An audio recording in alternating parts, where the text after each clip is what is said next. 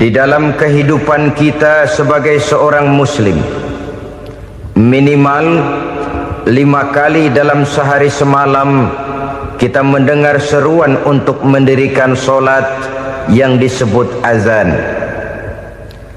Ada kalimat menarik di dalam kalimat azan itu, yakni seruan hayya 'alal falah, marilah menuju kepada keberuntungan, marilah meraih kemenangan.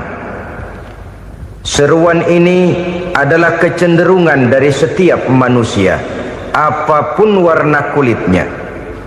Artinya, setiap orang dalam hidup selalu ingin meraih dan mencari kemenangan. Kemenangan akan melahirkan kepuasan batin, dan kepuasan batin memberikan kebahagiaan. Sedangkan kekalahan melahirkan penderitaan batin, dan penderitaan batin menjerumuskan seseorang di dalam berbagai bentuk kerugian. Jikalau inilah seruan azan, maka masalahnya ialah apa yang menyebabkan kita meraih kemenangan.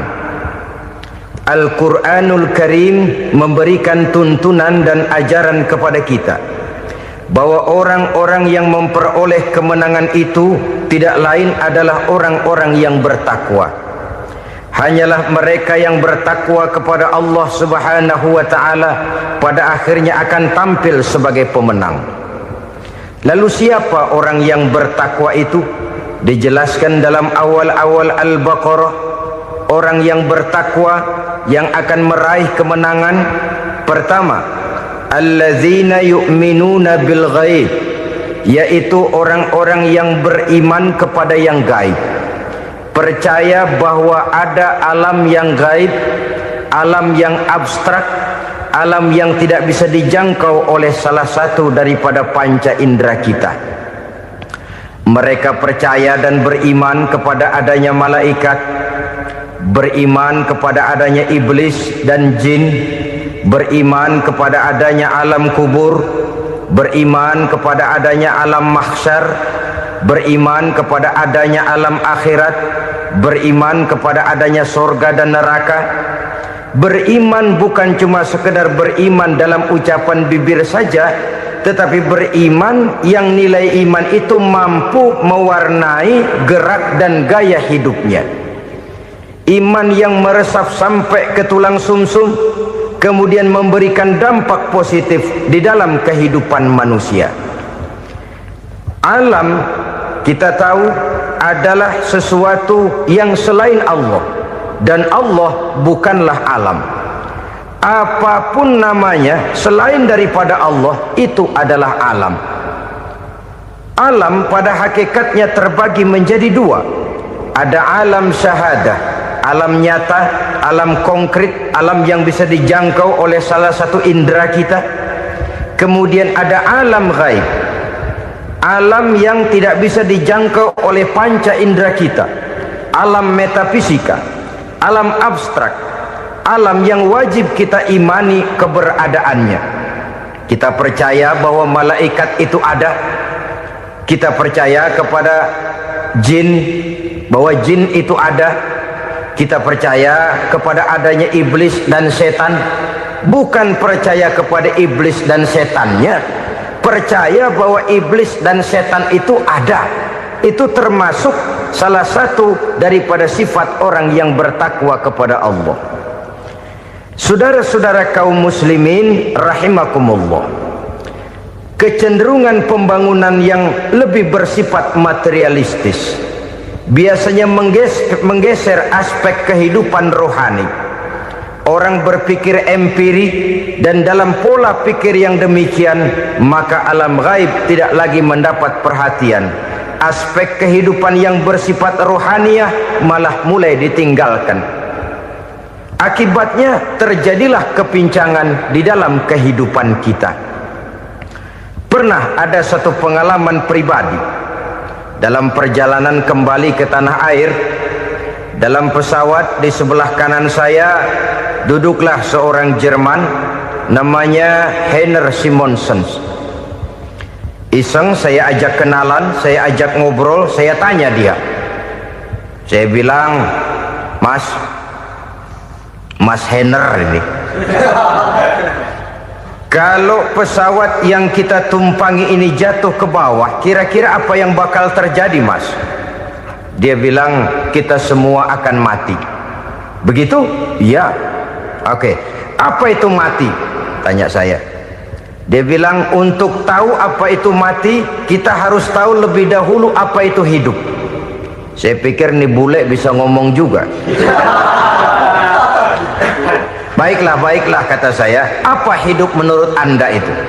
Oh, hidup itu dia bilang, kalau seluruh anggota badan kita bekerja secara normal, paru-paru memompa darah secara normal, jantung berdetak secara normal, sel-sel tubuh bekerja secara fit, dan organisme tubuh hanya mau bekerja secara normal, dia bilang, kalau kita memberi makan yang cukup, menu yang teratur, dan gizi yang lengkap.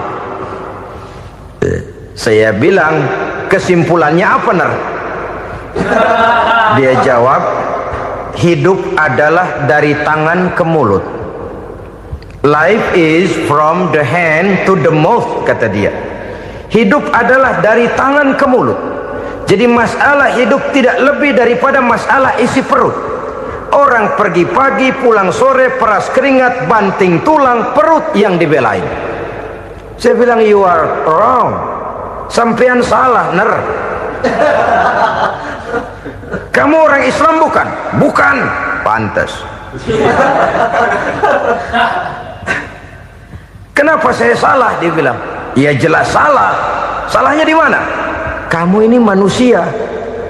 Kalau hidup cuma dari tangan ke mulut, saya bilang, kambing di kampung saya juga begitu pikirannya, Ner. Itu kambing di kampung saya, asal perutnya kenyang, sudah hidup dia. Perkara besok bagaimana, lusa prospeknya macam mana, bulan depan ada apa, kambing nggak pernah mikir. Di kampung saya kambing juga pikirannya begitu. Kamu Kristen ya? Tadinya. Loh kok tadinya, lalu apa sekarang kamu ini? Dia bilang, sekarang saya netral. Saya tidak beragama, tapi saya percaya kepada Tuhan sebagai pencipta alam. Saya ingat benar dia bilang, I haven't any religious, but I believe to God as the creator of the world. Kenapa bisa netral begitu, Ner? Habis saya bingung katanya. Islam bilang Islam baik, Kristen bilang Kristen baik, Hindu Buddha bilang Hindu Buddha baik, semua agama baik. Saya netral sekalian, nggak beragama. Yang penting saya percaya kepada Tuhan. Saya bilang, Ner, kamu ini kayak orang mau beli celana, lalu bingung. Yang satu bilang Levi's bagus, yang satu bilang Blue Jean hebat, yang satu bilang Wool England hebat. Celana ini hebat, celana itu bagus, celana ini hebat, semua celana bagus, kamu bingung. Akhirnya netral, tidak pakai celana. Itu juga salah. Saya pikir-pikir, kemudian saya melihat bahwa dua pola berpikir Henner ini nampaknya sudah mulai menggejala di lingkungan masyarakat bangsa kita. Disadari atau tidak, secara jujur kita harus berkata, dua pola pemikiran Henner ini mulai berkembang di tengah masyarakat bangsa kita. Pertama, pola pikir materialisme. Hidup adalah dari tangan ke mulut. Masalah hidup tidak lebih masalah isi perut. Itu yang perlu dibela, dan disitulah arti kehidupan. Pergi pagi, pulang sore, peras keringat, banting tulang untuk mempertahankan perut. Kalau sudah kemari cara orang berpikir, maka buat apa percaya kepada yang gaib? Untuk apa sholat? Untuk apa puasa? Untuk apa zakat? Untuk apa menghadiri majelis taklim? Tanpa kepercayaan kepada yang gaib, hidup berjalan menurut alur empiris dan materialis. Kalau sudah ke sana cara orang berpikir, biasanya orang lalu cenderung menghalalkan segala cara. Hanyalah orang yang percaya bahwa akhirat ada, hanyalah orang yang percaya bahwa alam kubur itu ada, hanyalah orang yang percaya bahwa malaikat itu ada, hidupnya akan lebih terarah dan terkendali. Karena kepercayaan kepada yang gaib, yang merupakan fase daripada kehidupan setelah hidup yang sekarang ini, mewarnai gerak pribadi seseorang di dalam dia melakukan kegiatan hidupnya. Pola berpikir materialisme, disadari atau tidak, mulai menggejala di lingkungan masyarakat bangsa kita. Hidup tidak lebih dari urusan tangan ke mulut, mulut ke tangan, tangan ke mulut.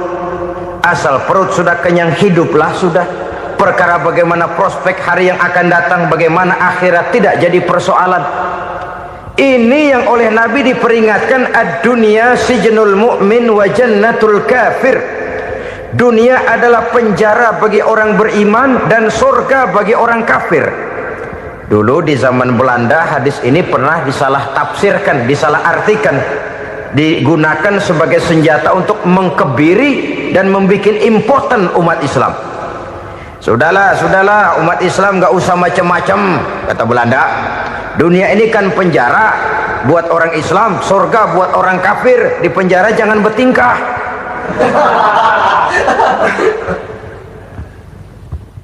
Pengertiannya tidak begitu. Dunia adalah penjara bagi orang mukmin. Artinya dalam kehidupan dunia seorang mukmin tidak bebas memperturutkan hawa nafsunya. Di penjara hawa nafsunya. Sebaliknya surga bagi orang-orang kafir. Buat orang kafir surgalah dunia ini. Mereka bebas memperturutkan hawa nafsunya, dilarang tidak terlarang, dicegah pun tidak tercegah. Mereka hidup menurut alur bisikan nafsu mereka sendiri. Kemudian bila ajal datang, maut merenggut nyawa, selesailah surganya sampai di situ. Maka bagi orang-orang yang tidak percaya kepada adanya akhirat, kepada adanya alam gaib, surganya sebatas umurnya. Sekali lagi, surganya sebatas umurnya. Bila umur selesai, ajal pun datang merenggut nyawa, selesailah sudah surganya sampai di situ. Alangkah pendeknya perjalanan orang-orang yang tidak percaya kepada alam gaib ini. Bagi kita mukmin, jikalau kita mampu memenjarakan hawa nafsu, kita bisa bahagia di dunia ini. Dan Islam memang tidak menyuruh kita sengsara di dunia. Raih dunia, kejar dunia, gapai dunia sebagai alat untuk mencapai kebahagiaan di akhirat nanti. Hidup adalah satu perjalanan panjang yang terbentang sejak kita terlahir dari alam rahim sampai kepada alam akhirat nanti. Andai kata kita gagal meraih kebahagiaan di dunia, toh kita masih punya akhirat. Tapi jangan jadi dalil yang melemahkan semangat. Biarin dah kita di dunia kebelangsak, yang penting akhirat. Akhirnya dunia benar-benar kebelangsak. Bagaimana dunia ini bisa kita raih, dan bagaimana meraih dunia untuk menunjang kepentingan akhirat nanti. Yang kedua, dari pikiran Heiner yang saya lihat menggejala di lingkungan masyarakat bangsa kita, timbulnya manusia-manusia netral. Seolah-olah Tuhan yes, agama no. Sama Tuhan percaya, agama ogah. Tuhan ngangguk, giliran agama godeng. Padahal hampir dalam setiap ayat dalam Quran, kata-kata amanu biasanya bergandeng dengan wa amilus sholihat, iman dan amal soleh.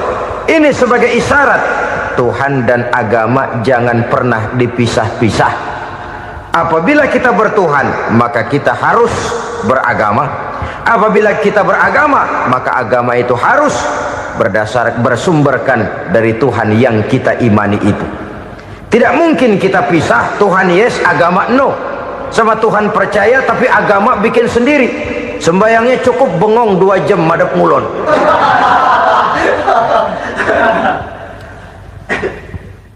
Saudara-saudara kaum muslimin rahimakumullah. Jadi dengan demikian, agama yang kita akui merupakan unsur mutlak di dalam pembangunan sekarang ini, merupakan bagian dari kehidupan yang menuntun kita bahwa di balik alam nyata ini, di balik alam syahadah ini ada alam gaib. Dan mudabbir, murabbi, yang mengatur, yang menguasai, yang memelihara, baik dia alam nyata, baik dia alam gaib, tidak lain adalah Allah Subhanahu wa ta'ala. Di sana ada satu super power, satu maha kekuatan yang kita perlu bersandar kepadanya. Sebagai makhluk nyata yang hidup di alam nyata, berbuatlah secara nyata sebagaimana harusnya kita berbuat. Karena Islam jelas bukan agamanya orang pemalas. Islam jelas bukan agamanya orang yang mengajarkan setelah selesai sholat boleh duduk, nggelenggem ayam-ayam, ndelohom, menghitung bintang di langit sambil menunggu keajaiban. Tidak. Islam adalah agama yang mengajarkan apabila sholat sudah selesai kamu kerjakan, bertebaranlah di permukaan bumi, cari karunia Tuhanmu. Jangan hidup berpangku tangan menunggu keajaiban, karena hidup bukan undian. Jangan berharap untung besar tanpa mau peras keringat. Tapi di sebalik itu toh kita juga harus yakin bahwa di sisi usaha nyata yang kita lakukan ada satu super power, satu maha kekuatan gaib yang menentukan berhasil dan tidaknya usaha kita. Kepercayaan kepada hal semacam inilah yang mendorong kita untuk mempunyai sandaran vertikal, agar jikalau usaha ini berhasil kita tidak lupa diri dan lupa daratan. Jikalau usaha ini gagal kita tidak putus asa dan buruk sangka, tidak cupik pandangan dan sempit hati, tapi mampu melihat persoalan dengan kacamata putih sambil husnuzon kepada Allah Subhanahu wa ta'ala. Kita percaya malaikat itu ada yang namanya raqib dan atid, mengawasi gerak hidup kita sampai kepada gerak hati kita. Ini memberikan sugesti agar kita berhati-hati, tidak sejengkal tanah pun kita bisa berlindung dari pengawasan raqib dan atid. Ada munkar nakir yang akan menyoal kita di alam kubur. Ada malaikat Malik, penjaga neraka. Ada malaikat Ridwan yang menjaga surga. Kita percaya kepada adanya jin, kita percaya kepada adanya setan, iblis. Percaya kepada adanya, bukan mempercayai si setan, si iblis lalu menjadikannya sebagai teman. Tidak. Percaya bahwa mereka itu ada dan merupakan makhluk Allah yang gaib yang diciptakan Allah Azza wa Jalla.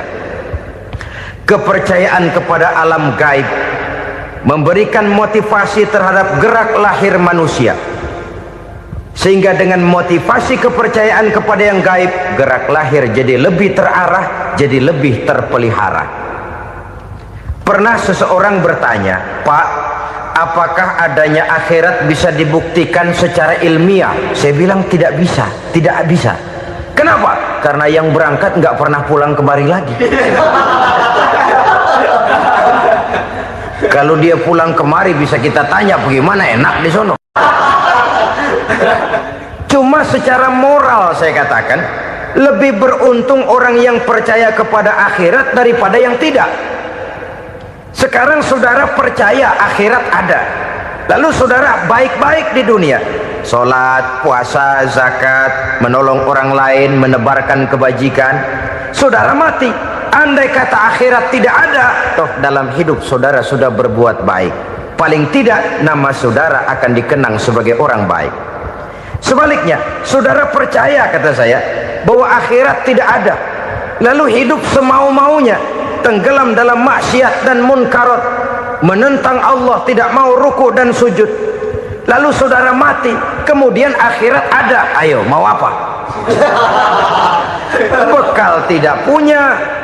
Jadi secara moral lebih beruntung orang yang percaya kepada adanya akhirat daripada yang tidak percaya. Dan itu alam gaib yang tidak bisa dibuktikan secara eksat. Jangankan untuk membuktikan seperti itu, dalam kehidupan sehari-hari saja yang kita rasakan tidak selalu berbentuk toh. Angin, bagaimana sih bentuknya angin? Kita tidak tahu. Merah, buktinya kalau dikerok merah. Yang merah itu kulit, yang kulit kita bukan anginnya. Sakit, rasa sakit itu ada, tapi bagaimana bentuk sakit kita nggak pernah tahu. Kalau kita makan cabai pedas, bagaimana bentuk pedas itu tidak ada, tapi rasa ada. bentuk pedas hijau, cabenya bukan pedasnya. Tidak semua yang kita rasakan bisa kita gambarkan dalam bentuk yang konkret. Oleh karena itu, sekali lagi bahwa kepercayaan kepada alam yang gaib mampu memberikan satu sugesti yang menata kehidupan seseorang lebih lurus, lebih terarah, dan lebih terkendali. Maka wajar kalau kepercayaan kepada yang gaib mengantarkan seseorang untuk meraih kemenangan. Kenapa? Dia percaya kepada yang gaib, bahwa akhirat ada, bahwa alam kubur ada, bahwa pertanggungan jawab itu ada. Maka dia lalu tidak hidup saenae udele dewe, itu loh. Tidak hidup menurut seleranya sendiri, terarah, teratur. Ini cirinya yang pertama. Orang bertakwa yang akan meraih kemenangan, mereka beriman, mereka percaya kepada yang gaib. Bahkan hal-hal konkret saja selalu berangkat dari yang gaib. Saudara-saudara, para remaja, para pemuda sekarang ini tidak pernah tahu toh siapa yang akan jadi teman hidup saudara. Kita bisa saja ngerancang, mentargetkan, tapi toh akhirnya yang namanya jodoh bukan kekuasaan kita. Rezeki di luar kemampuan kita. Begitu juga ajal, maut, jodoh, ajal adalah contoh-contoh konkret bahwa pada akhirnya yang gaiblah yang menentukan. Bertahun-tahun ngelancong, emang jodoh seret nggak jadi.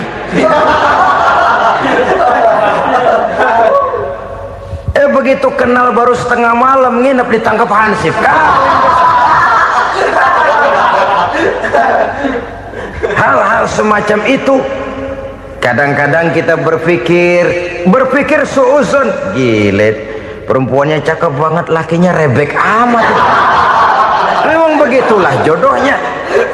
Memang begitulah jodohnya. Saudara hadirin ma'asyiral muslimin yang saya hormati, jadi hal-hal yang konkret saja kita yakini sepenuhnya ditentukan oleh satu superpower yang gaib itu tadi.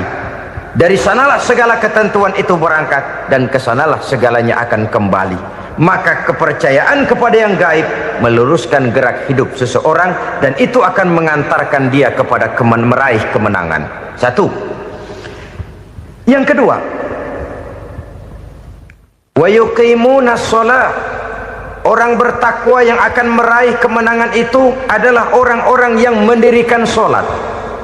Kenapa sholat mengantarkan orang untuk meraih kemenangan? Yang jelas, inna sholata tanha anil fahsya'i wal munkar. Sholat mampu mencegah manusia dari perbuatan keji dan munkar. Banyak filsafat hidup yang terkandung di dalam sholat ini. Sejak kita wudhu sampai kita menghadap ke arah kiblat, sampai kita melakukan gerak-gerak sholat, bacaan-bacaan yang ada di dalam sholat, lalu sampai kepada mengucapkan salam. Banyak filsafat hidup yang terkandung di dalam sholat.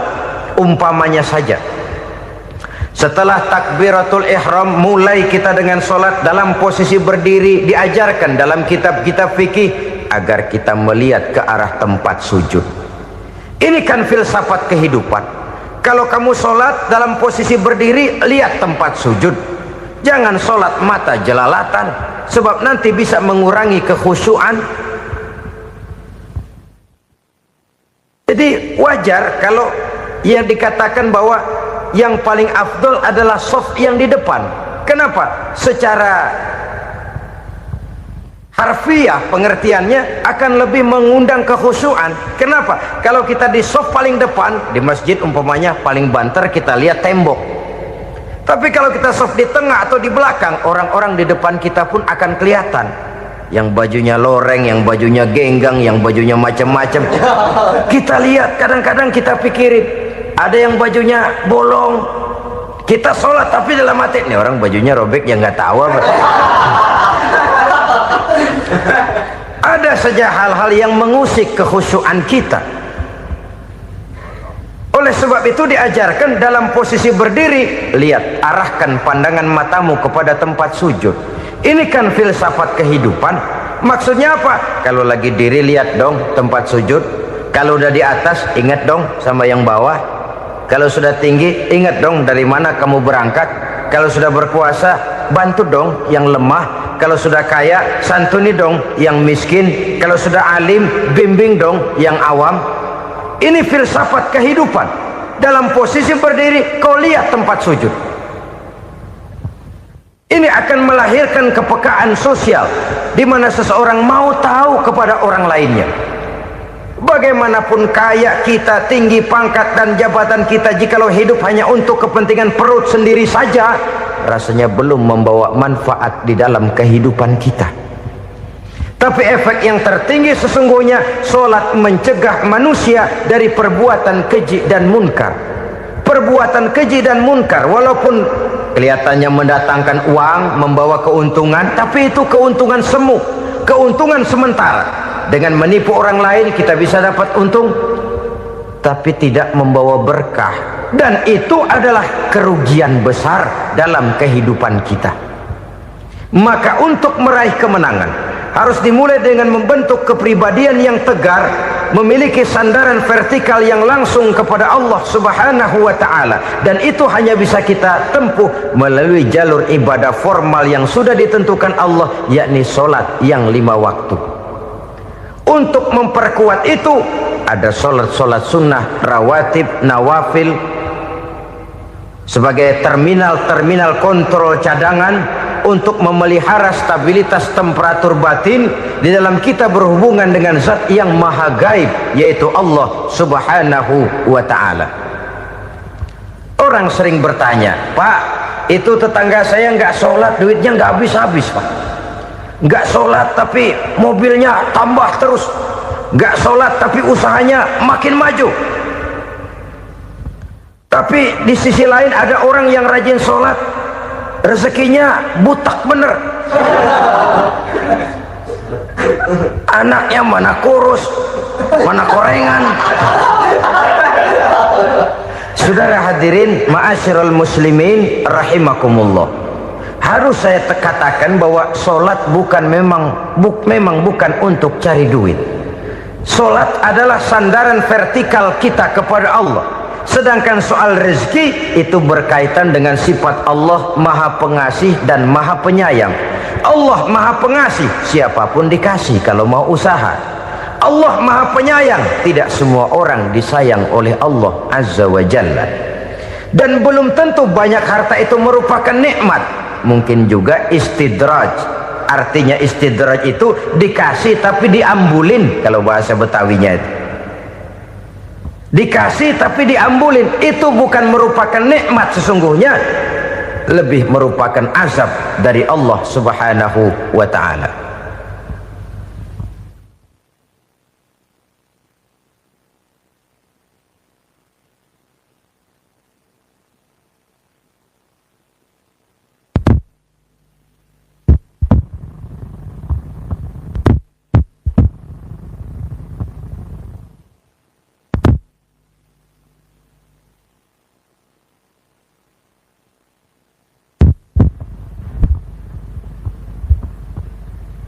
Agama mempunyai sistem solat, dan kita umat Islam telah dituntun oleh Allah Subhanahu wa ta'ala yang wajibnya 5 kali dalam sehari semalam mendirikan solat, dan itu tentu berada dalam jangkauan kemampuan manusia. Pada awalnya barangkali kita memang merasa solat itu satu kewajiban, tapi semakin kita hayati makna, manfaat dan filsafat yang terkandung di dalam ajaran solat, semakin sampai kita kepada keyakinan bahwa solat adalah keperluan kita.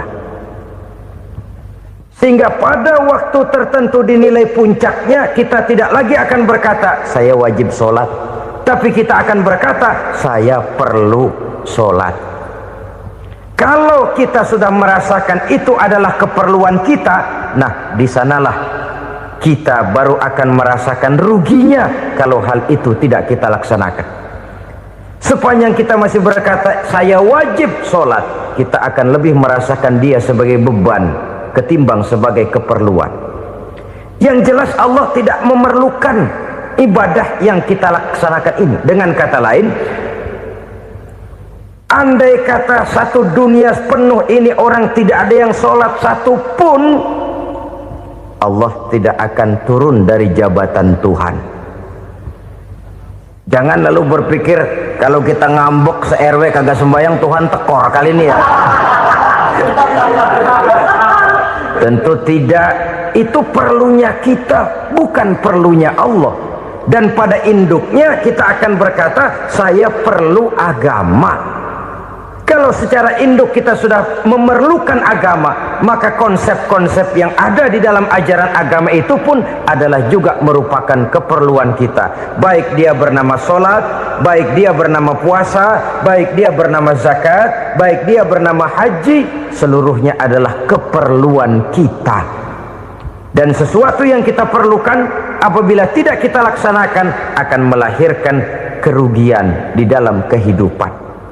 Jangan heran kalau kita membaca riwayat perjalanan hidup para salafus soleh, orang-orang soleh.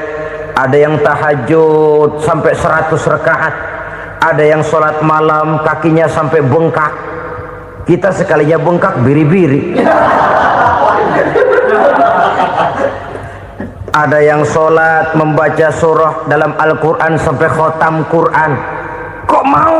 Mereka sudah merasakan itu keperluan. Itu saja soalnya. Satu saat pun jikalau kita merasa bahwa itu keperluan saya, kita pun akan melaksanakan seperti itu.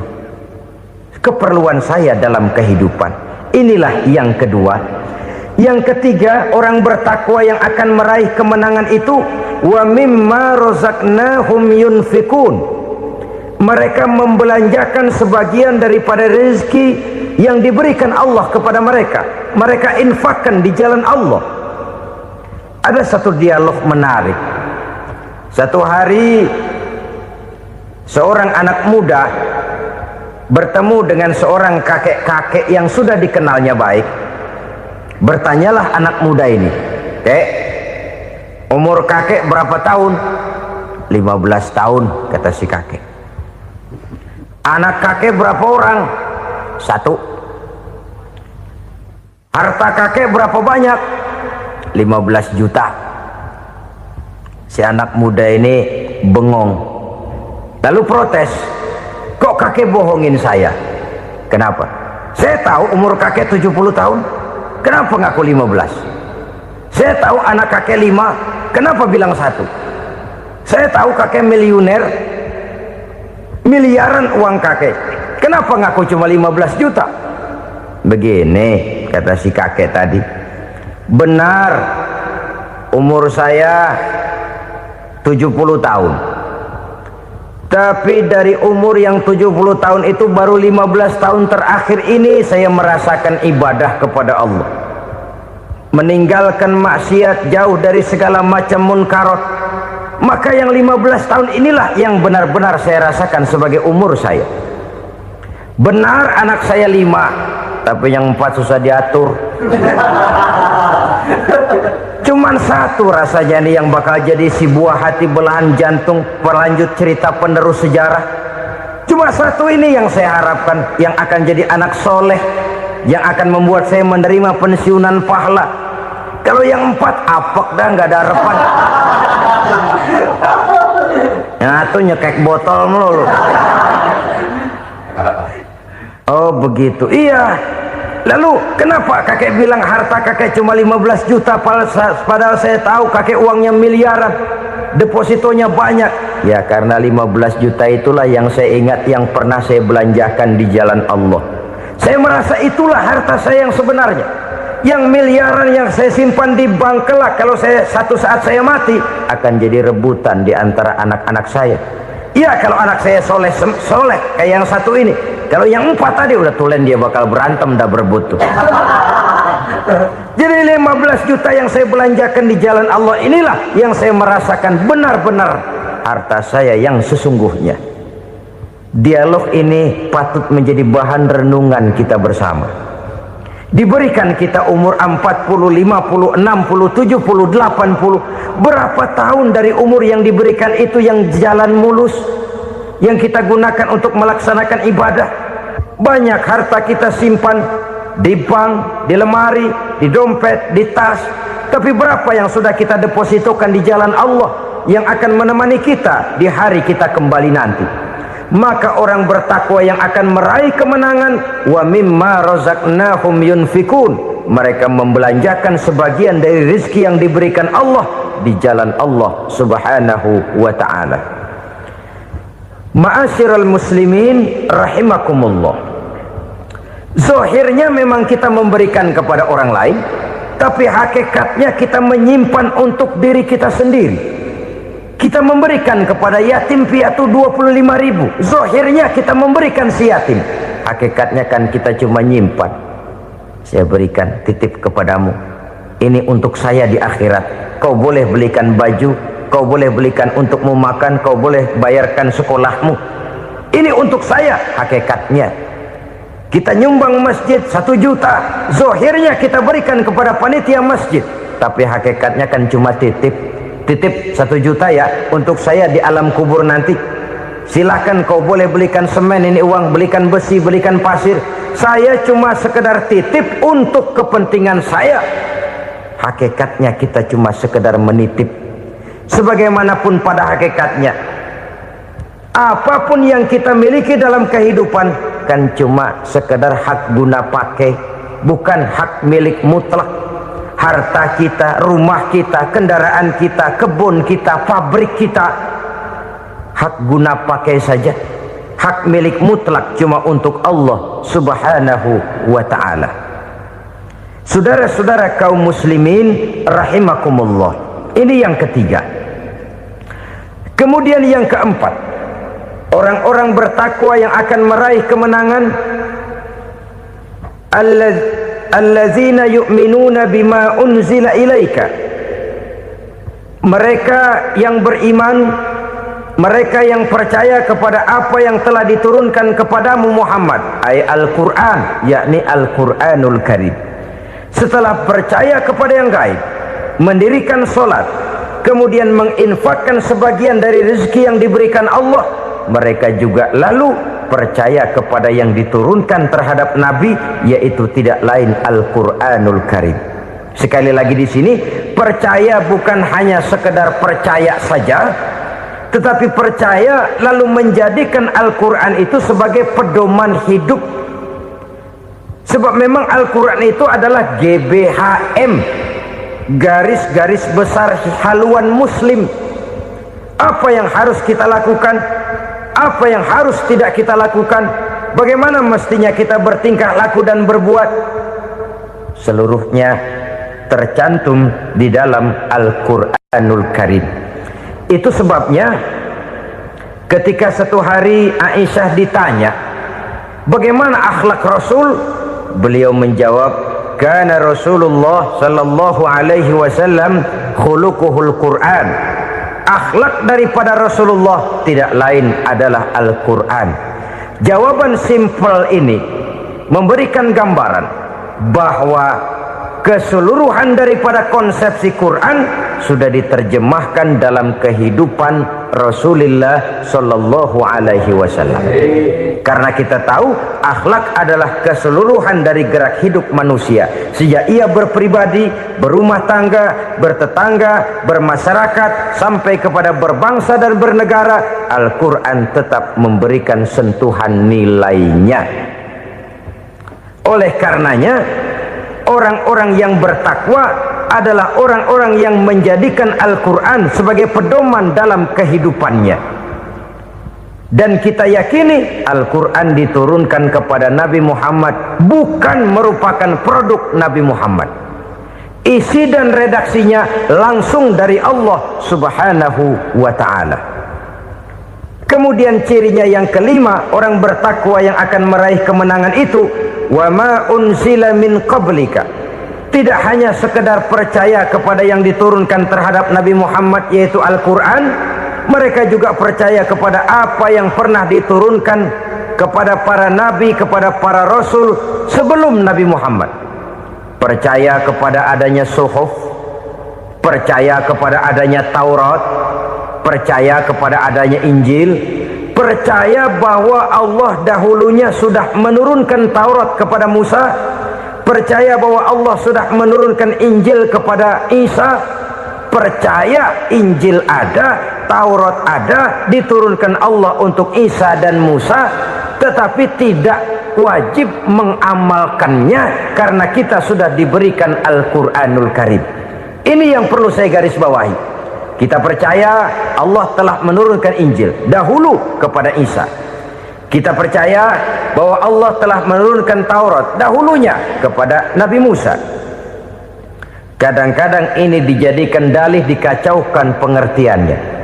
Quran saja mengajarkan bahwa orang yang bertakwa harus percaya kepada Injil, maka pakailah Injil. Apalagi kalau ayat sebelumnya ditilap, dihapus, dihilangkan, Injilnya yang ditekankan, maka akan terjadilah penekanan yang salah arah. Karena salah arah akhirnya bisa merusak dan menghancurkan akidah. Ketika Rasul suatu saat pernah ditanya orang, "Ya Rasul, bagaimana sikap kita sebagai muslim terhadap Injil yang ada sekarang?" Beliau menjawab, "La tukadzibuhu jami'an wa la tusaddiquhu jami'an." Jangan didustakan seluruhnya, jangan juga dibenarkan semuanya. Artinya, ini sudah merupakan gambaran dari Rasul bahwa dalam Injil yang ada sekarang masih ada ajaran-ajaran tauhid yang dibawa oleh Nabi Isa dan diajarkan kepada umatnya. Tapi juga dalam Injil yang sekarang ini sudah terkena intervensi dan investasi manusiawi. Karena itu Rasul menyimpulkan, la tukadzibuhu jami'an wa la tusaddiquhu jami'an. Jangan didustakan semua, jangan dibenarkan seluruhnya. Kita memang percaya Allah telah menurunkan Injil kepada Nabi Isa dulu, tapi kita tidak wajib mengamalkan Injil. Kita percaya Allah telah menurunkan Taurat kepada Nabi Musa, tapi kita tidak wajib mengamalkan kitab ajaran Taurat.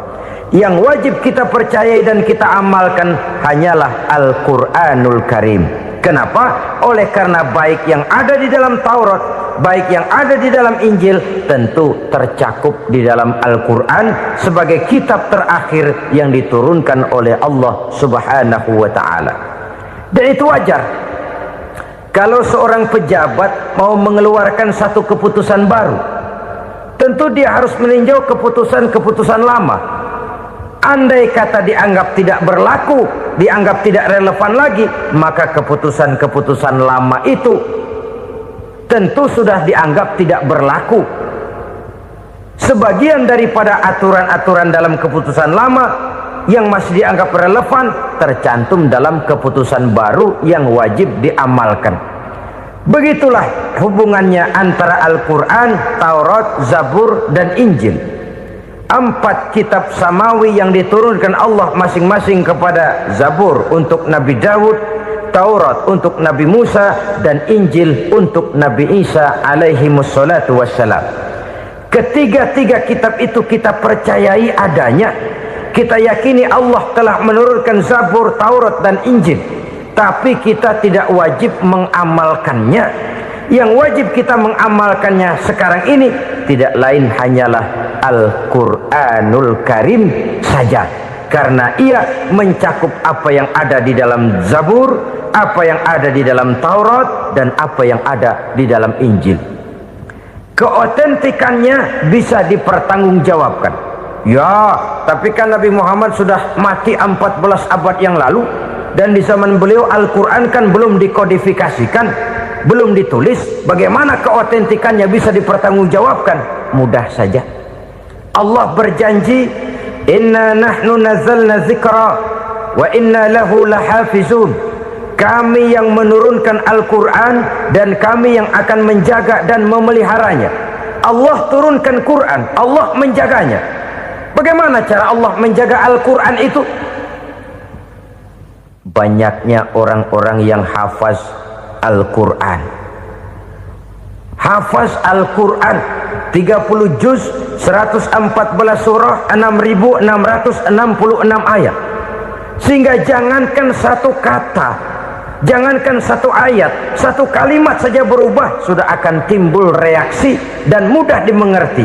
Kenapa? banyak orang-orang yang hafaz Al-Quran. Sedangkan pada setiap akhir tahun biasanya malaikat Jibril selalu mengadakan checking terhadap ayat-ayat yang diturunkan pada waktu itu. Di zaman Nabi sendiri sudah ada usaha kodifikasi. Dan yang lebih luar biasa lagi, sampai hari ini tidak seorang pun mampu membuat satu ayat saja semacam Al-Quran. Ke bahasa manapun dia diterjemahkan, naskah aslinya tetap ikut, rujukan dasarnya tetap ada. Berdasarkan itu, maka tidak mungkin terjadi penyelewengan terhadap atau pemalsuan terhadap ayat-ayat Al-Quranul Karim. Kesuciannya, keotentikannya, kemurniannya bisa dipertanggungjawabkan. Ma'asyiral muslimin rahimakumullah. Oleh karenanya, konsepsi dasar daripada ajaran Islam ini memang tidak lain adalah Al-Quran dan Sunnah. Isi daripada agama Islam yang merupakan iman, Islam dan ihsan, konsepsi dasarnya tidak lain adalah Al-Quran dan Sunnah Rasulullah Sallallahu Alaihi Wasallam. Maka yang kita perlukan sekarang ini adalah terjemahan Al-Quran di dalam kehidupan kita. Dengan demikian, maka gaya kehidupan yang lebih Qurani itulah yang kita dambakan. Kita perlu memang terjemahan Quran dalam bahasa Inggris, dalam bahasa Belanda, dalam bahasa Jepang, tapi yang lebih kita perlukan adalah terjemahan Quran di dalam kehidupan kita. Konsekuen, tidak memanipulasi, ringan sama kita jinjing, berat sama kita pikul. Jangan kalau lempengan ayat Quran tuh kira-kira enak diamalin, keras teriakan kita. Giliran kira-kira ayat Quran itu mukul kepala kita sendiri, diam kita. Itu ciri yang pernah disindir Allah dalam awal-awal Baqarah juga. Ciri beragamanya orang yang munafik. Kullama adha'a lahum masyawfih, kata Allah, wa iza azlama alaihim qamu. Apabila terang mereka jalan, apabila gelap mereka berhenti. Artinya kalau kira-kira di Islam nguntungin, rame-rame pada teriak Islam. Tapi ketika diminta untuk berjuang, ketika dituntut untuk berkorban, rame-rame mengundurkan diri. Nasib agama tidak ubahnya seperti daun pisang yang dikait orang di tepi jalan lantaran tak berpayung di ketika hari hujan. Manakala hujan usailah sudah, daun itu pun dicampakkan di tepi jalan, diinjak pula orang nan lalu. Artinya orang menjadikan agama cuma sebagai lipstick, decoration only, tidak konsekuen. Hanya pada saat-saat kelihatannya Islam membawa keuntungan, rame-rame orang teriak-teriak tentang Islam. Tapi jikalau diminta berjuang, jikalau dituntut untuk berkorban, biasanya rame-rame juga mengundurkan diri. Jangan heran kalau mayoritas hitungan kita, tapi minoritas peranan kita. Kuantitas kita dalam jumlah, tapi dalam kualitas kita lebih sering jadi penonton daripada jadi pemain. Padahal itu sangat tidak boleh terjadi. Umat Islam di Indonesia harus bangkit. Umat Islam di Indonesia harus sadar akan keberadaannya. Tidak boleh hanya jadi penonton berpangku tangan, karena memang agama kita juga mengajarkan untuk konsekuen di dalam menjabarkan ajaran-ajaran daripada agama kita. Kita sering menjadi jatuh menjadi umat yang lemah oleh karena kita ini tidak pandai menggalang kebersamaan yang diakibatkan tidak konsekuennya kita. Diistilahkan bahwa umat Islam di dalam menggalang kebersamaannya itu harus seperti orang main sepak bola. Saudara-saudara kan tahu orang main sepak bola itu. Orang main sepak bola, kalau pertandingan belum dimulai sih silakan saja kumpul di luar lapangan, atur strategi yang baik. Tapi kalau pertandingan sudah dimulai, turun ke lapangan hijau, jangan kumpul terus. Ada sepak bola gotong royong, mundur-mundur rame-rame, depan ke depan kumpul melulu mainnya. Kalah. Orang main sepak bola itu ya harus ada penyerang tengah, harus ada penjaga gawang, harus ada strikernya, harus ada kiri luarnya, kanan dalamnya yang jadi backnya. Posisi boleh bermacam-macam, tapi yang penting saling ngoper untuk menggolkan gawang lawan. Begitulah umat Islam ini. Boleh ada yang jadi pejabat, boleh ada yang jadi pengusaha, boleh ada yang jadi petani, silakan ada yang jadi seniman, ada yang jadi penyair, ada yang jadi artis sekalipun. Tapi kalau sudah berhasil menguasai bola, jangan lupa operannya. Operan itu yang langka. Kita ini muslim kadang-kadang kalau sudah memegang menguasai bola, kalau belum mau mampus, belum mau ngoper. Nanti kalau sudah nggak punya bola, baru mau ngoper. Kalau sudah dengar-dengar mau dekat pensiun, baru mau jihad, baru mau berjuang, baru mau ngurus pesantren. Tanda tangan sudah tidak laku, memo sudah tidak dihargai, baru mau berjuang. Kemarin kemana, Mas? Kita tidak pandai memanfaatkan posisi. Dengan kata lain, kalau kembali kepada persoalan kita, konsekuensi kita terhadap agama yang kita anut ini belum ideal. Kita masih lebih sering berislam ini pada saat-saat yang menurut perhitungan kita membawa keuntungan. Tapi kalau diminta berjuang, dituntut berkorban, yang itu pun hakikatnya adalah untuk kepentingan kita juga. Allah tidak pernah menuntut kita untuk jihad bagi kepentingan Allah, itu tidak. Berjuang menegakkan agama Allah, apakah untuk kepentingan Allah? Tidak. Untuk kepentingan kita. Sebab nilai-nilai jihad itu pada akhirnya akan membawa kita kepada satu kebahagiaan. Setidaknya kalau tidak di dunia, tentu di akhirat sebagai syahid. Oleh karena itu, pada bagian akhir ini saya ingin mengajak, marilah kita konsekuen. Sekali kita berkitabkan Al-Quranul Karim, mari dia kita jadikan pedoman. Jangan cuma kita jadikan sebagai penghias dinding, pelengkap rumah, bahwa di rumah kita ada Al-Quran, tapi yang baca kecoa. Habis pada bolong tuh Quran. Yang penting kan punya Quran. Ditaruh di pintu rumah, biar apa? Biar kuntilanak kagak masuk katanya. Ya apa itu nasib Quran, cuma kerjanya jaga pintu, ngusir kuntilanak, ngusir memedi. Bagaimana kita hidup menurut tuntunan Al-Quran? Kadang-kadang tidak pernah menjadi masalah bagi kita.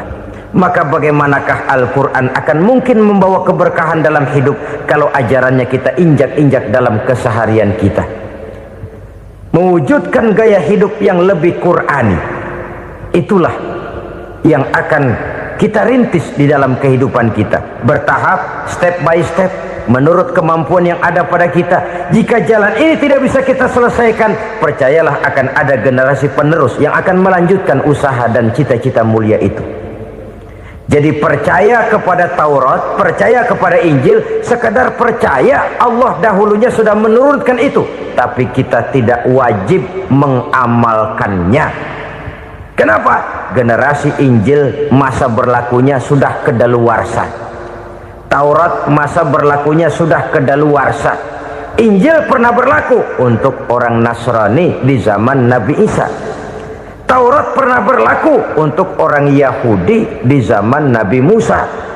Setelah generasinya berlalu, datang Rasul penutup yang membawa Al-Quranul Karim, maka Al-Quran itulah yang berlaku menjadi pedoman sampai hari akhir nanti. Jangan jauh dari Al-Quran, karena apabila ini kita lakukan, maka kita akan kembali kepada satu gaya hidup yang jauh dari tuntunan agama, dan itu artinya kita akan semakin jauh untuk meraih kemenangan.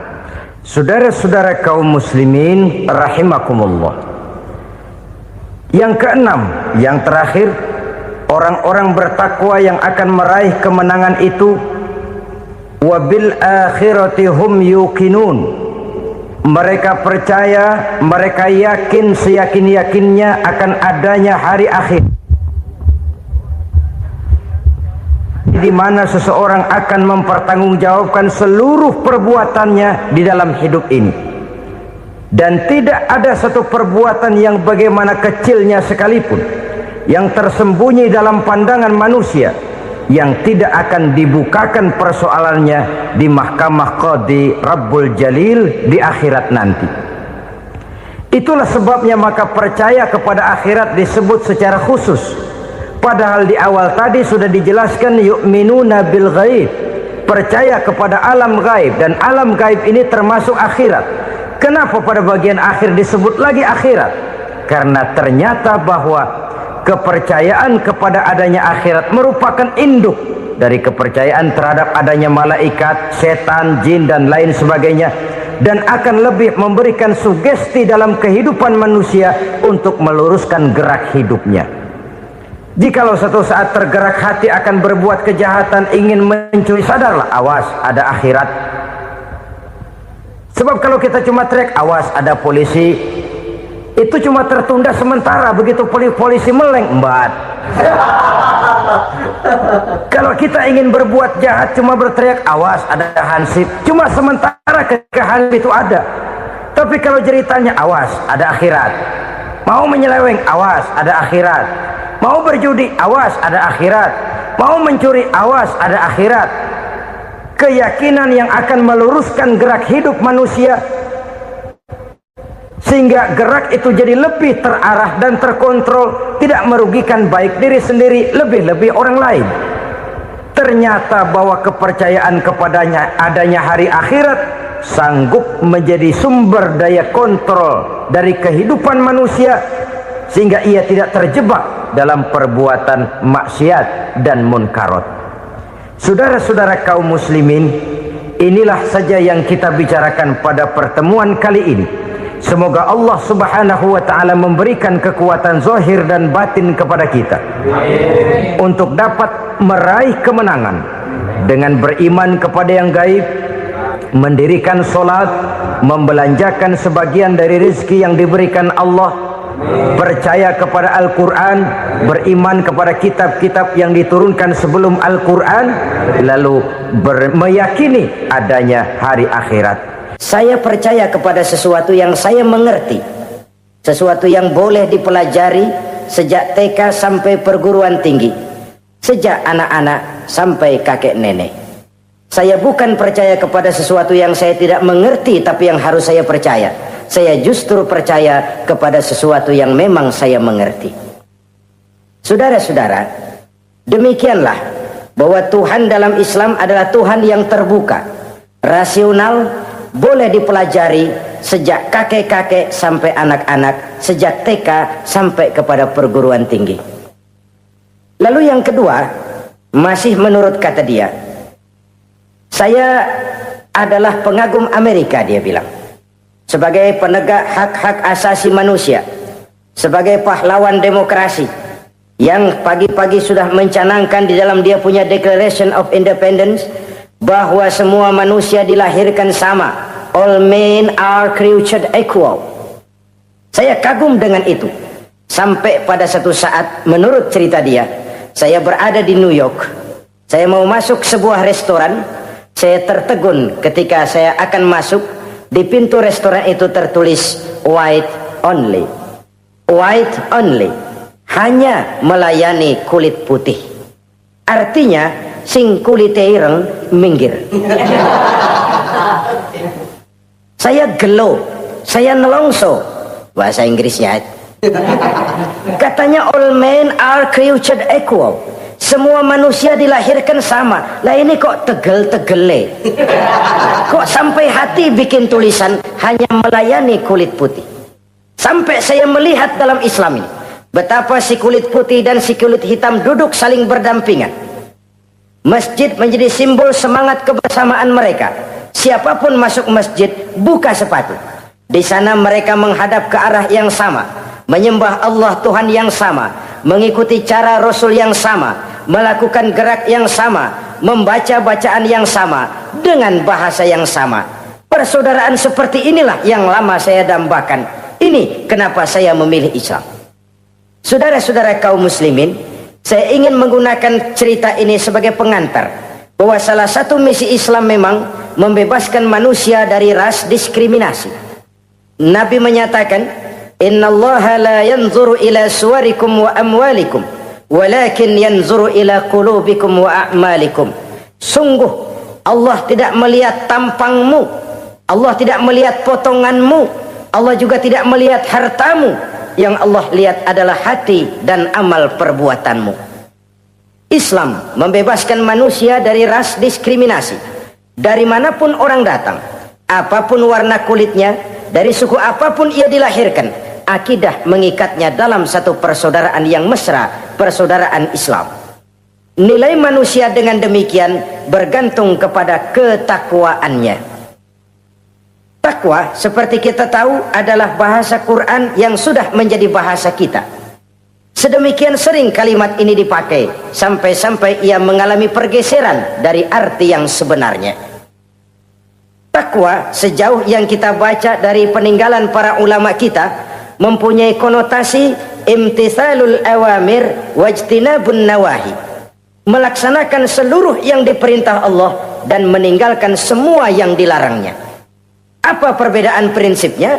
Kalau melaksanakan perintah itu sesuai dengan kemampuan, tapi menjauhi larangan itu mutlak. Enak kalau ada ayat jauhilah larangan Allah semampu kamu, enak. Yang semampu kita itu melaksanakan perintah, tapi kalau sudah meninggalkan larangan mutlak, jauhi, tinggalkan. Disitulah nilai ketakwaan seseorang. Ini kan enggak, karena takwa digunakan oleh semua orang, akhirnya artinya bergeser. Semua ngomong takwa. Pejabat kalau dilantik bertakwa, bertakwa, bertakwa, sampai membleh bertakwa. Setelah pelantikan takwa ngalor dia ngidul. Harus dikembalikan kepada pengertian asalnya. Takwa itu adalah komitmen seseorang kepada perintah Allah dan komitmen meninggalkan yang dilarangnya sesuai dengan kemampuan. Di situ nilai manusia dalam pandangan Allah. Yang tadi Nabi katakan, Allah nggak lihat potongan kita, Allah nggak lihat harta kita. Yang Allah lihat adalah hati dan amal perbuatan, dan itulah takwa itu. Maha benar Allah dengan firman-Nya yang menyatakan, inna akramakum indallahi atqakum. Yang paling mulia di antara kamu dalam pandangan Allah adalah orang yang paling bertakwa kepadanya. Sering sekali sekarang ini kalimat agama digunakan untuk maksud yang tidak sama dengan maksud agama. Ya contoh kalimat takwa ini. Atau misalnya kita baca iklan, telah berpulang ke rahmatullah dengan tenang. Kalau dengan tenangnya sih boleh dah, mana ada orang mati kelojotan. Tenang. Tapi ke rahmatullah. Rahmatullah itu kan artinya kasih sayang Allah. Kasih sayang Allah itu kan surga. Kalau bajingan mati, enggak ke rahmatullah pulangnya. Kalau mau jujur mestinya telah pulang ke neraka. Kalau mau jujur, kalau mau pakai bahasa netral sopan, telah berpulang. Begitu sajalah. Pulang kemana? Ya sesuai dengan amalan dia. Tapi kita kadang salah kaprah menggunakan kalimat rahmatullah untuk yang tidak baik. Termasuk di dalamnya penggunaan kalimat takwa ini. Padahal disinilah nilai manusia dalam pandangan Allah. Kalau manusia dinilai dari potongannya, bintang film nomor 1 masuk surga. Kalau manusia dinilai dari hartanya, konglomerat nomor 1, kita mau belakangan, buncit banget gitu. Allah maha benar. Yang paling mulia di antara kamu dalam pandangan Allah, yang paling bertakwa kepadanya. Nah, apa sih sifat-sifat orang takwa itu? Ini yang akan kita bicarakan pada pertemuan kali ini. Berangkat dari surah Al-Baqarah ayat 3 sampai dengan ayat 5. Kita akan melihat 5 tanda orang-orang takwa itu. Apa dia? Pertama, allazina yu'minuna bil ghaib. Orang yang bertakwa adalah orang yang beriman kepada hal-hal yang gaib. Kita tahu bahwa yang ada ini kan cuma 2 saja pada hakikatnya. Pertama Allah, dan yang kedua alam. Allah adalah apa yang selain alam. Yang selain alam itu ya Allah namanya. Allah itu bukan alam, dan alam bukannya Allah. Allah disebut Khalik, alam disebut makhluk. Kemudian alam ini kan ada 2 macam. Ada alam nyata, ada alam gaib. Ada alam syahadah, ada alam gaib. Alam nyata kita sebut dengan alam fisika, dan alam gaib kita namakan dengan alam metafisika. Termasuk dalam alam gaib ini kita wajib beriman. Akhirat, alam gaib, kita percaya akhirat itu ada. Alam kubur, alam gaib, kita yakini keberadaannya. Malaikat, alam gaib. Jin, alam gaib. Setan, genderuwo, memedi, kuntilanak, tuyul. Kita percaya kepada iblis, percaya bahwa iblis itu ada. Kita percaya kepada malaikat, percaya bahwa malaikat itu ada. Dan kepercayaan ini sudah nature. Kalau kita lihat dalam dunia animisme, orang dahulu menyembah pohon sebenarnya kan karena dia percaya bahwa pohon punya kekuatan. Kekuatan itu yang disembah untuk mengharap manfaatnya atau terhindar dari bahaya yang bisa ditimbulkannya. Orang menyembah api karena percaya di balik api itu ada kekuatan. Orang menyembah lautan begitu, orang menyembah gunung begitu. Nah, Islam mengarahkan ini kepada hal-hal yang lebih konkret. Percaya kepada alam gaib. Bahwa di balik alam nyata ini ada alam yang tidak nyata. Apakah itu namanya akhirat, alam barzah, malaikat, jin, itu semua termasuk di dalam alam yang gaib. Orang yang bertakwa, alladzina yu'minuna bil ghaib. Dia percaya kepada yang gaib-gaib itu. Percaya tentang adanya. Bukan percaya kepada iblis, lalu ngikutin si iblis, bukan. Kita percaya yang namanya iblis itu ada. Setan itu ada, jin itu ada, malaikat itu ada, alam kubur itu ada. Sebagai makhluk yang diciptakan oleh Allah dan Allah sebagai khalik. Baik alam syahadat, baik alam gaib, penciptanya tetap Allah Subhanahu wa ta'ala. Allah menciptakan siang, Allah ciptakan malam, Allah ciptakan yang baik, Allah ciptakan yang tidak baik. Apa perlunya? Ada manfaatnya untuk keseimbangan dalam alam ini. Manusia kan diberikan kebebasan bahwa segala sesuatu sudah ditentukan Allah memang, tapi kan tidak diberitahukan ke kita. Alam naj'al lahu 'ainaini wa lisana wa syafatain. Bukankah kami berikan kamu dua mata, dua telinga, lidah? Bukankah kami berikan kamu kemampuan untuk berpikir? Kami berikan tunjukkan dua jalan yang baik, yang tidak baik. Kira-kira, manusia, ini jalan kebaikan, akhirnya akan sampai ke surga. Ini jalan kejahatan, akhirnya akan sampai ke neraka. Silakan kamu memilih. Agar kamu tidak salah pilih, kami berikan otak, kami turunkan rasul, kami turunkan wahyu, kami turunkan agama. Kalau sudah sedemikian komplitnya masih salah pilih juga, emang dasar rezeki bonyok. Dikasih otak, diturunkan nabi dan rasul, diturunkan wahyu, ditunjukkan jalan kebenaran. Malahan kata Imam Mustafa Al-Maraghi, Allah memberikan petunjuk kepada kita itu bertahap. Pertama diberikan yang namanya hidayatul ilham, insting. Insting ini tingkatan dasar yang sangat diperlukan oleh manusia. Kita bisa lapar, kita bisa sedih, kita bisa gembira, kita bisa nangis, kita bisa ketawa. Nggak ada yang ngajarin. Belum pernah saya melihat ada kursus ketawa, belum pernah. Belum pernah ada akademi pertangisan, nggak ada. Itu insting yang kita bawa sejak lahir. Dan anehnya ketawa tiap orang nggak sama, nangis tiap orang nggak sama.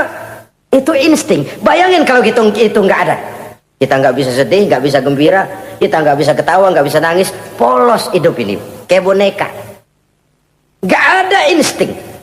Nah, ini juga diberikan kepada binatang. Binatang kan cuma instingnya insting rendah. Binatang marah bisa marah. Tapi perasaan mulia binatang nggak punya. Kepengen dipuji, kan kagak ada binatang. Dia cuma punya perasaan-perasaan rendah. Marah, pengen tahu kebo kita sodok, marah dia. Perasaan rendah, lapar, binatang punya. Kenyang, binatang punya. Tapi perasaan tinggi, binatang nggak punya. Kepengen hidup lebih baik, nggak ada. Kepengen hidup terhormat, nggak ada. Senang kalau dipuji, nggak ada. Coba dah kebo kita puji habis-habisan, diam aja dia. Waduh, lu bukan main, hebat bener. Ya tetap aja kebo. Atau kita caci maki, nggak bakal dia marah. Ini perasaan tinggi, ingin lebih baik, ingin lebih terhormat, senang kalau dipuji, marah kalau dicaci. Itu perasaan tinggi yang hanya diberikan kepada manusia. Manusia dipuji senang, dicaci marah. Orang kita puji walaupun wah kamu hebat bener, walaupun dia bilang ah kamu bisa aja, tapi kupingnya tetap aja mekar. Senang kalau dipuji. Insting yang rendah diberikan juga kepada binatang, tapi bukan insting yang tinggi. Ini petunjuk pertama. Dengan itu kita punya perasaan dasar untuk mengagumi, untuk sedih, untuk gembira dan sebagainya. Setelah insting kita diberikan panca indera yang kerjanya juga nggak sama. Penciuman dengan pendengaran dengan penglihatan kan nggak sama. Yang enak buat kuping belum tentu enak buat hidung. Orang buang angin kalau ditinjau dari segi bunyi enak buat kuping, tapi hidung kan kelabakan. Kerjanya nggak sama. Panca indera ini penting sebagai kesiapan untuk melayani insting. Persiapan melayani insting. Cukupkah? Tidak. Binatang juga diberikan panca indera. Bahkan kadang-kadang panca indera binatang lebih tajam daripada panca indera manusia. Nah, lalu diberikan yang ketiga. Ini yang membedakan manusia dari binatang. Apa? Hidayah berupa akal, pikiran. Dengan ini coba kita lihat.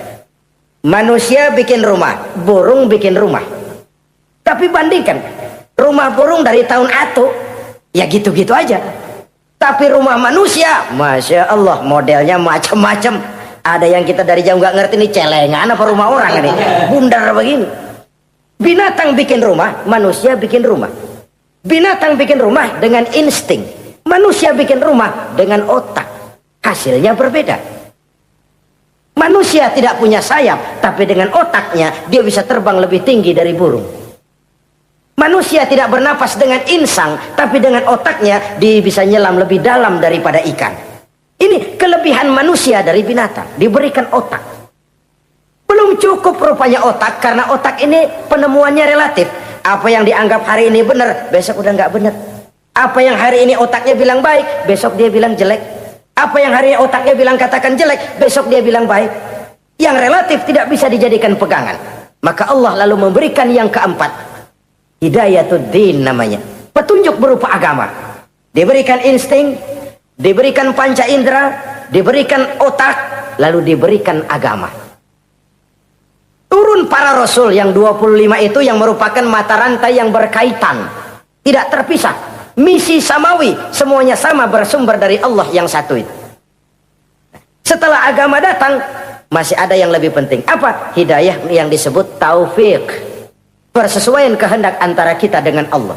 Kalau taufik tidak datang, kalau taufik tidak dapat, Kan'an saja anak Nabi Nuh kufur, anak Nabi tidak dapat taufik namanya itu. Agama turun, bapaknya Nabi,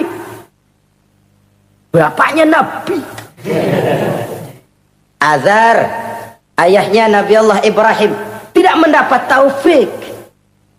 Lalu Abu Jahal, Abu Lahab, pamannya Nabi, tidak mendapat taufik. Lalu istrinya Nabi Lut tidak mendapat taufik. Bayangkan ini, anak Nabi, paman Nabi, bapak Nabi, istri Nabi. Taufik inilah yang hak prerogatif Allah. Insting semua dikasih, panca indera semua dikasih, otak semua dikasih, agama kepada semua diturunkan. Tapi taufik ini hak prerogatif Allah. Lah kita ini bersyukur, ponakan Nabi aja bukan dapat taufik.